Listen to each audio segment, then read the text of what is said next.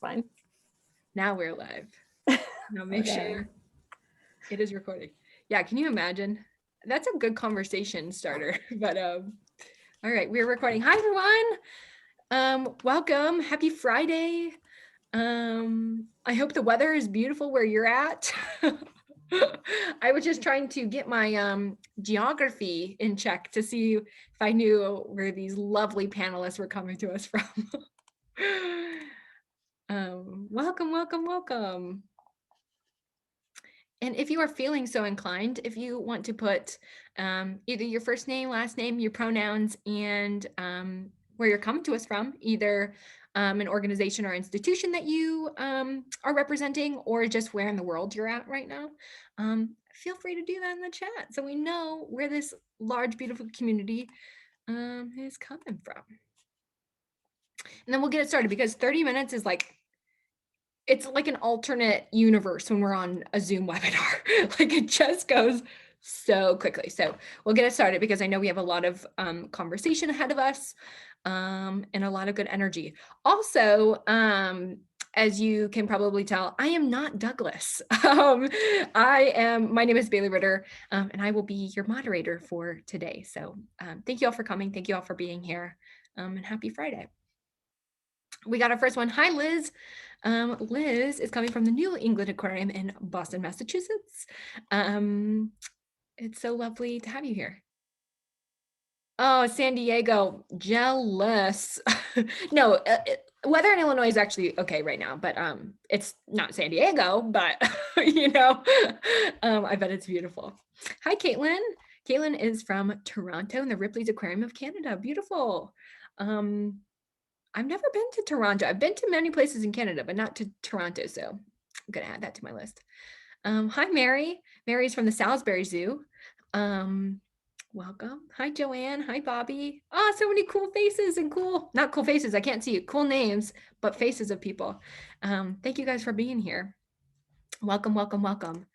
You guys are where you're coming from all reminds me of where I want to visit in the next couple of months post pandemic-y life. Yeah, Carrie, I'll be coming to Oregon Coast in my dreamland. Yes, no kidding. No kidding.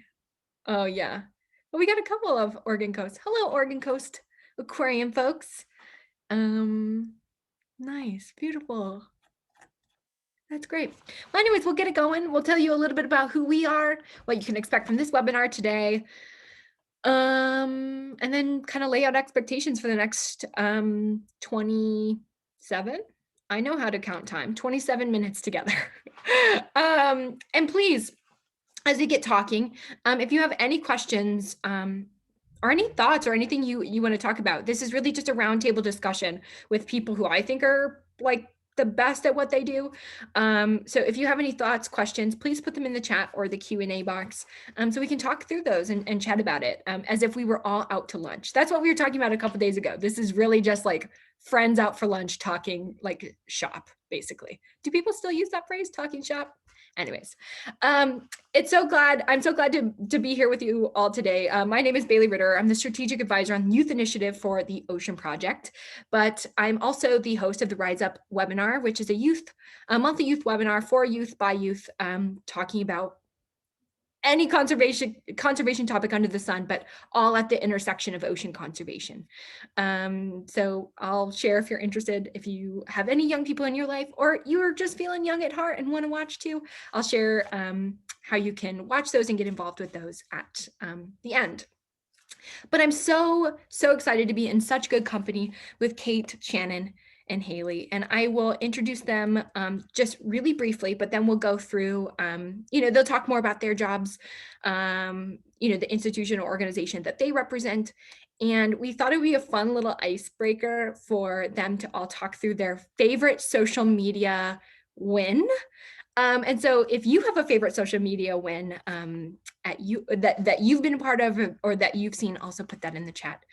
But I'm so excited to be joined by Hailey Bortel, Digital Marketing Manager at the Seattle Aquarium, Shannon Kemp, Communication Specialist, Social Media at North Carolina Aquarium at Pine Knoll Shores, and Kate Sutter, my coworker at the Ocean Project. She's the new social media coordinator for World Ocean Day. So if one of you wants to go first, you can talk a little bit more about your job name, if you want to share that again. Name, your job, and a little bit about the aquarium or organization you work for, and your favorite social media win. All right, well, I can start us off here.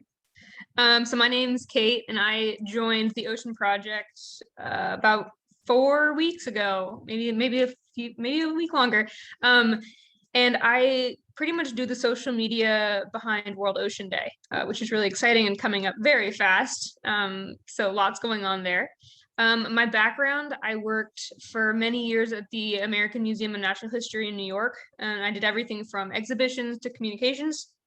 And then I also worked at what's called the Ocean Agency, and that's a creative agency for the ocean. And when I was there, we did Google Underwater Street View, and I also built the social media platforms there. So a lot of ocean conservation and also museum work that I have. And a social media win that I really appreciate is actually from Lonely Whale. They did Strawless in Seattle, and they used a hashtag, and it was a big movement and campaign that really picked up. And because of it, I think policy actually was changed, and straws became less and less of a thing in Seattle. So I always strive to have a success there, and it's also really catchy.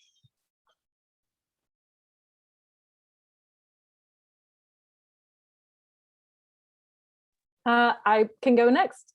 My name is Shannon Kent, she, her pronouns, and I am communication specialist, social media manager for one of 3 North Carolina aquariums. I'm North Carolina Aquarium at Pine Knoll Shores. I've been a social media manager for a couple different places in Montana. And then I was also a journalist reporter for a local newspaper, and I covered the aquarium and beach renourishment issues and coastal issues in our town. One of my favorite wins, it's a little small, but it was, we did a social post about marine mammal stranding. We kind of got some information, and we support it's North Carolina Central Coast Marine Mammal Stranding Network. And we just put out some cool social media posts about it. And it actually got pretty high engagement compared to other just look at these cool dolphin pictures. So I was pretty excited about that one. That's awesome. I'm Hailey Bortel, Digital Marketing Manager at Seattle Aquarium. I've been there for about 10 months. And prior to that, I worked at a local startup called The Riveter, which is a very mission-driven organization. And then before that, I was at Seattle Opera doing various marketing work. And the Seattle Aquarium, we strive to be the leading expert on marine conservation and hands-on educational experiences. And one of our my social media wins personally was back in the fall. After I had just started, we didn't have an octopus. The giant Pacific octopus is one of people's favorite things to learn about at our aquarium. And the Seattle hockey team had finally released their name, which turned out to be the Kraken. So we, of course, got an octopus, and we named him Kraken, and we got to do a little social post about releasing the Kraken, which was really fun. So, yeah. What an opportunity, like release the Kraken. That's like a phrase I'll never get to use in life, but like want to. That's amazing. Thank you all so much for sharing. So this next kind of 20 minutes, like I said at the beginning, please put your questions in the chat or the Q&A box. I know I have a lot to ask because ultimately I just want to pick these ladies' brains. But this whole session, right, this whole webinar is about social media for effective youth engagement in conservation. And I think, when social media was first starting to, really gain the respect by organizations that, yeah, we got to use this tool. And that was really during the millennial time. And now we have Gen Z, right, which is a totally, in a lot of ways, totally different demographic of young people who are just so charged and ready to take action. But we also have like millennials, and older generations also really engaged and wanting to take action. And especially with World Ocean Day coming up, now is the most important time. Every time is a good time to celebrate the ocean and encourage people to take action, but especially with this month ahead, we wanted to really have a conversation on how to engage, some of your younger audiences, not only in a way for them to be like, oh, cute, that's amazing, but like, and okay, tomorrow I got to go out and do something. So my first question for all of you, without sharing the recipe to your secret social media sauce, what would you say is your ratio for sharing issues-based / educational content versus lighter content such as animal photos, ocean photos? As I know, that's just a really foundational point, is how do you balance that, especially being from institutions that have such amazing photos and photo opportunities with some of the cutest, most loving creatures on our planet? I'll take this one to start. I'm realizing with time that the younger generation and Gen Z especially want call to actions, and they're happy to do things that make the needle move forward.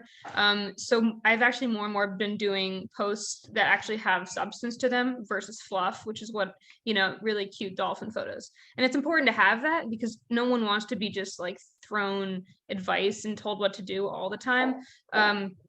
So I'm honestly going to say it's getting closer to 50-50.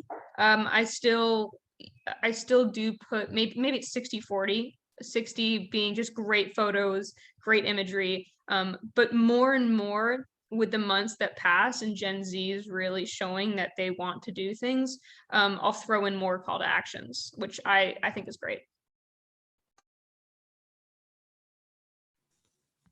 Yeah, Kate, I totally agree with that. I've been doing more and more posts with call to actions.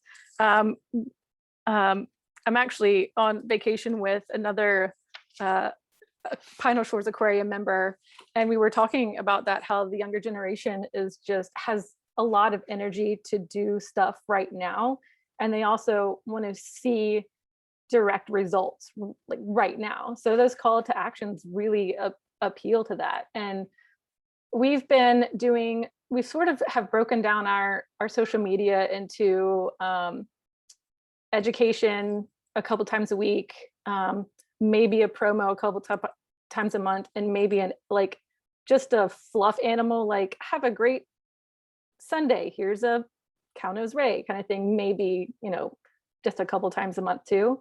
But yeah, it seems that the more calls to action that we can get in there, the more engagement we're getting. Maybe not as many likes, but definitely more engagement.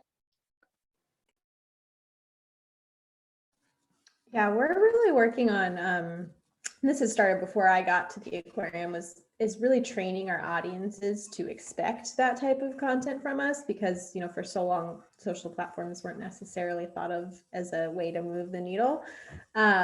So it kind of depends on which channel for us. So on Twitter right now, we're definitely 50-50, like conservation action, policy work. We're sharing a lot of that work there. And it's starting to increase on Facebook and Instagram as well. Those are more like a third of the time, maybe a quarter of the time. But as a way to continue to train our audience and hopefully get us to that 50-50 point across all platforms, I've been working a lot on like creating little fluff pieces that at the start, but then it's like, hey, you like this otter, here's a thing you can do. So it's like a two-parter situation that is able to bring it all together a little bit more. Which is actually, I'm going to go off of this, and I know this might be a big deal, but TikTok is coming into play, especially if you're trying to get younger audiences. And we just started our TikTok, but it's more of like, we're going to start with imagery and get people excited and then later hook them. And I have a friend who actually had great success on TikTok aimed at Gen Zers, and he did a Protect the Arctic campaign, and it actually picked up and went viral and got 6 million signatures for letters to the Arctic to protect the Arctic refuge. And so I was talking, and the the conversions rates on TikTok are just astronomical. So on Instagram, for example, 1 in 150 people will click through and sign, or just do subscribe. On TikTok, it's closer to 1 out of every 9 viewers will actually take that action. So it may seem daunting, but TikTok really is a great way to get your message across, and especially just excite people for conservation efforts. They want to help, they want to sign, they just need to have it in front of their eyeballs. Yeah, we also have a question about TikTok, but I wanted, so we'll answer that in a second, but something that I wanted to ask all of you is, and maybe this is a misconception that, I've heard or that people have been talking about, is there a trade-off with posting more educational content, a trade-off for likes? If you're posting something that has that message, that call to action, do you see that you have to forfeit your likes or forfeit comments and engagement? Or are you like, actually, there's more? It kind of depends. I think kind of like what I was mentioning before, it's really for us right now, it's about training our audience. So like on Instagram, if we just post something about, because people on Instagram, they love a good otter photo. Like that's all we got to do. And then it's like 2,000 likes. Okay, cool. But if we're posting something more specific, it might have less likes, but then there will be a lot more comments of people like asking questions, engaging with the content. We do a lot of work about like the salmon journey in our area, and that always does really well with comments, but not so much likes. So even though there is kind of that trade-off, you can tell that your audience is more interested and engaged with it. They're not just scrolling and tapping. They're actually thinking about it. Hailey, that's really interesting that you bring that up, that you're getting more comments rather than likes. And it's that word that I don't like that much, but the algorithm of Instagram is definitely changing, where likes they're less weighty than comments. So you want people to share something and to save something and to comment on something rather than like it. So we may get less likes, but because we have more comments or shares or saves, that's going to put it up so more people can see it. And it is really cool that we've been seeing that with our, more weighty, educational, conservation minded posts too. But yeah, you got to nab them with that cute otter pic. And I've actually, with some research, realized people saving your posts is the most powerful thing they could do. After that, it's going to be sharing. Sharing is also really powerful. Likes are actually have the least amount of weight. So I'm not terribly concerned with likes. If people click on my link tree, I've done what I need to do. Or if it's a beautiful imagery and they save it, I know I save like ones that actually just take my breath away. That really bumps us up. So it's important to know the weight of all of these. The other thing that I noticed, especially about Gen Z, is they're sharing to their own stories. That's just like one of the most popular ways that I see young people engage with content, especially if they're trying to promote, to their followers that they are, a socially conscious minded young person. So yeah, definitely shares the stories I think is a really good engagement and something to encourage. So going back I to love sharing stories. Yeah, no, same. That's like, my stories are like, I don't know how many you can do, but like mine are too many. I'm like, like I have so many because I'm just like, share. So going back, this is a question from Hannah. Hi, Hannah. Hannah's from Shed Aquarium. Shout out to Shed Aquarium because I interned there for 2 years in college. Woo. Have a couple of you answered this. Have you been using TikTok to engage people? If so, I know, Kate, that you talked about the metrics, but in general, do you find it to be successful? And if so, is it mostly teens interacting with your content? I just started our TikTok, so it's not successful yet, but it will be. It does take a little bit of time. And as far as tips, make them fast-paced. The slower, people just don't have the attention span, so pretty quick. And also to use recommended audio tracks. So if you put your own audio, that's fine. But if you use their recommended, they put you up higher in that stupid algorithm. But they want to see things trend and go viral. So you want to be part of that, so they push you up. So again, there's lots of conservation TikToks out there, and there's great success. It is a lot of teens, but that being said, they come with enthusiasm, which is exactly what we want.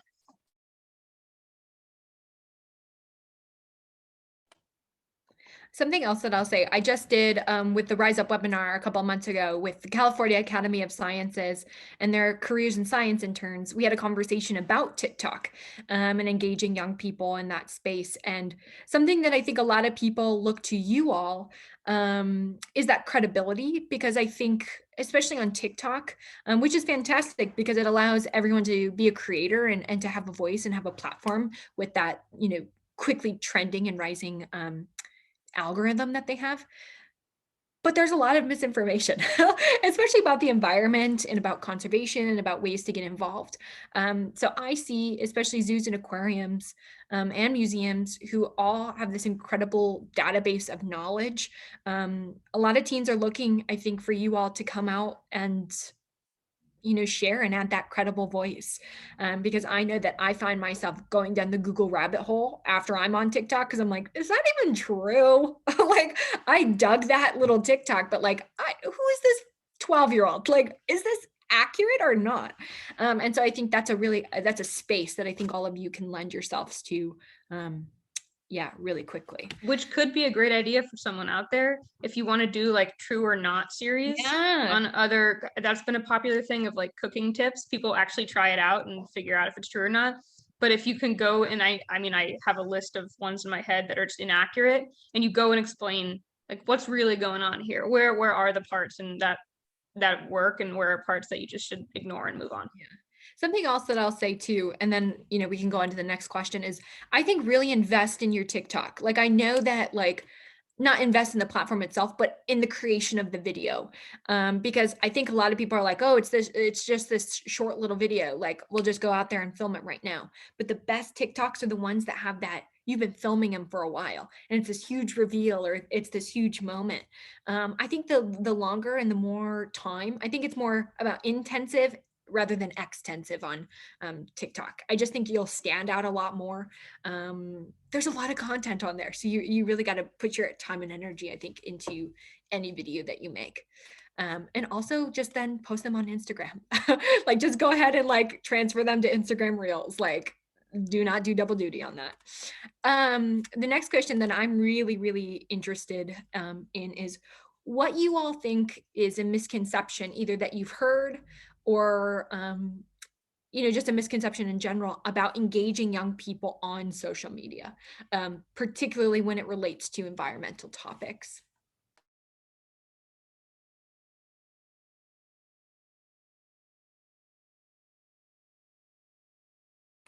I stumped you. No, I'm kidding. Yeah, I think we've kind of talked about how people are really engaged. And then I also just saw somebody put in the comments, just going back to TikTok real quick, it's a time commitment. That is very true. I'm one person.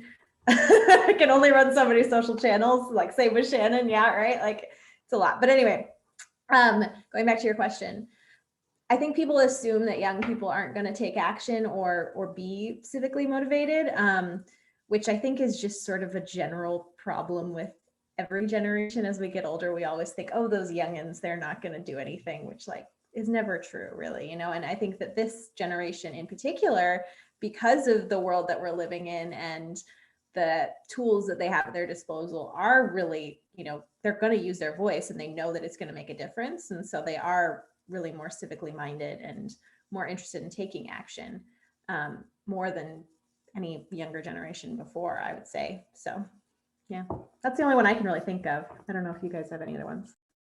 I have one that's kind of, it's a little bit different. So one thing that I have heard a lot is that, well, the younger generation is glued to their phone, is always on social media. They have every social media, TikTok, Snapchat, Instagram, Twitter. They don't do Facebook, but they have it so they can check it, whatever. Actually, we have an Aquarium Teen Ambassador program. And every time I talk to them, I ask them about social media. So who has this? Who has this? Who has this? And half of our teens don't have any social media. and they just want to be out doing things. And then the other half, they have maybe, one or two, maybe one in the group will have TikTok, and then the others will have like Instagram. Maybe someone will have Twitter. But I thought that was a really big misconception, is that they're always on social media, always like not doing anything else, which I think why the calls to action are so big, is that they want to be out doing stuff, and they are out doing stuff.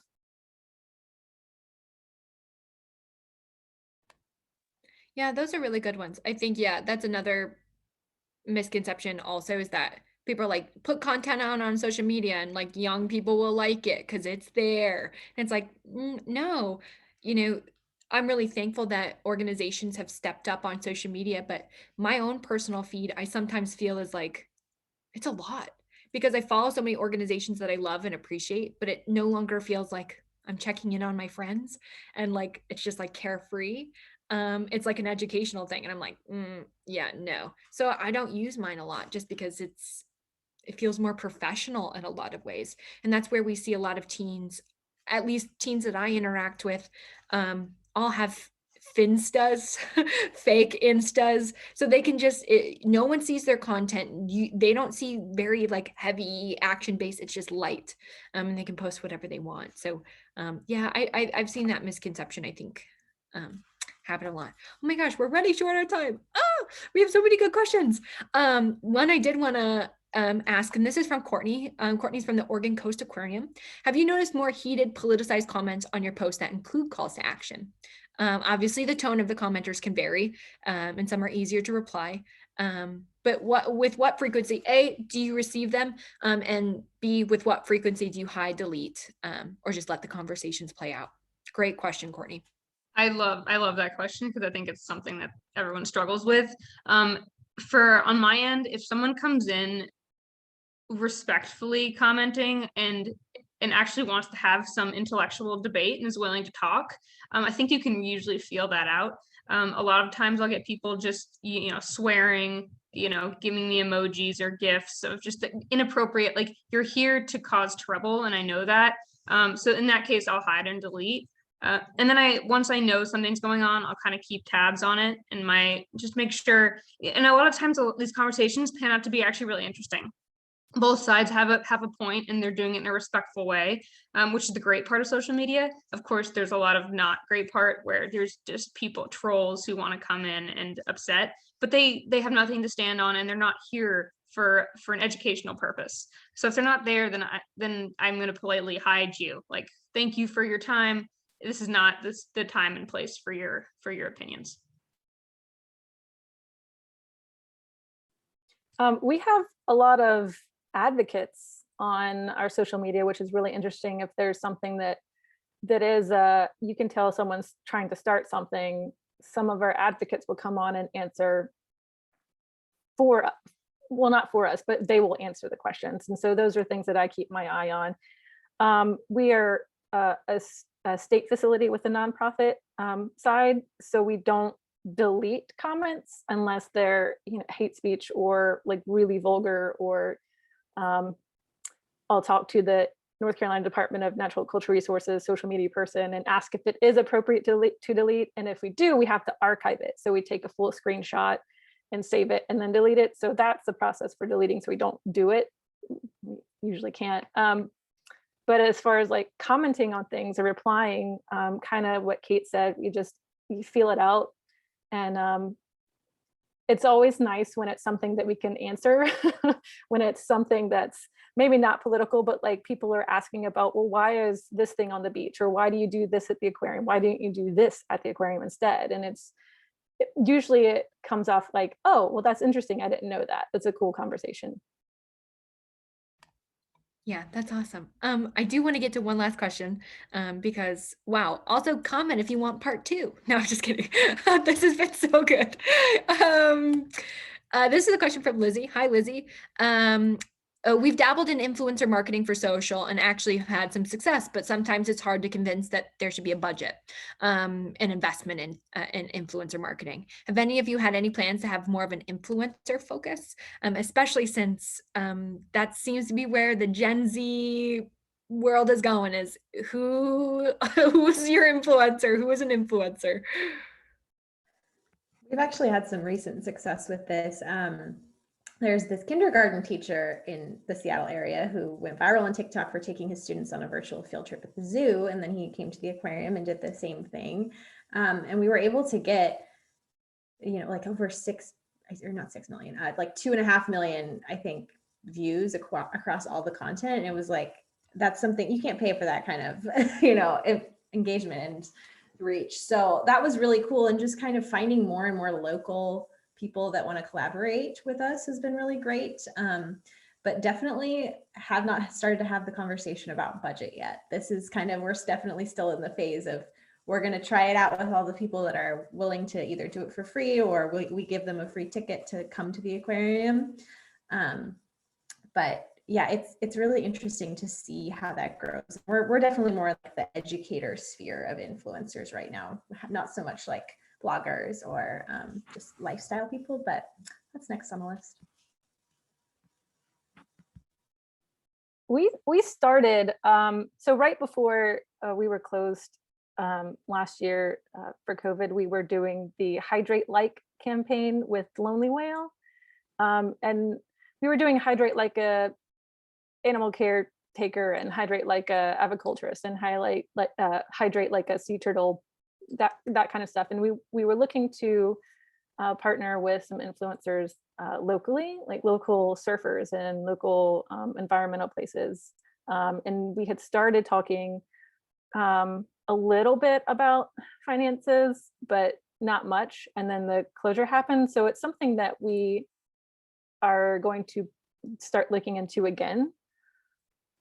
I think there's definitely something there. Maybe not a lot of money for us because of budgets, but yeah. I'd also say don't ever underestimate who your influencer is. Yeah, they might not be in the hype house. I don't know. I'm like trying to think of like influencers for Gen Z. But never underestimate, like Hailey was just saying, like a teacher who just went viral for taking their students to the zoo, right? And then the aquarium. Like don't underestimate who can be an influencer. Because there's people right in your own community, right there. Yeah, people have the power, like the thing that is in their pocket, that cell phone, like you just never know. So, and you never know what's going to go viral. No, never. So yeah, look for good stories, look for people that, light up your own heart and bring you joy, because I guarantee they'll do the same for your audiences. So, anyways, thank you all so much for being here. I thank you, Kate, Shannon, and Hailey. This has been so awesome. I wish we were actually eating lunch and talking about this stuff, like somewhere out beautiful, sunny, that good stuff. Yeah, definitely let us know if you want a part 2, because I have like 15 more questions to ask them. But thank you guys for your time. Happy Friday. Let us know how you're celebrating World Ocean Day. In one day, it'll be a month until June 8th. So that's crazy. But anyways, thank you. Hailey, thank you for being a great host too. Thank you. Yeah. Thanks so much. Just so you guys know, World Ocean Day, I'm going to send out a big social kit to organizations, zoos, and aquariums if you need content with copy included very shortly. So keep an eye out in your inboxes. Great. Thanks, Kate. Happy weekends, everybody. See you soon. Bye. Thanks, everyone.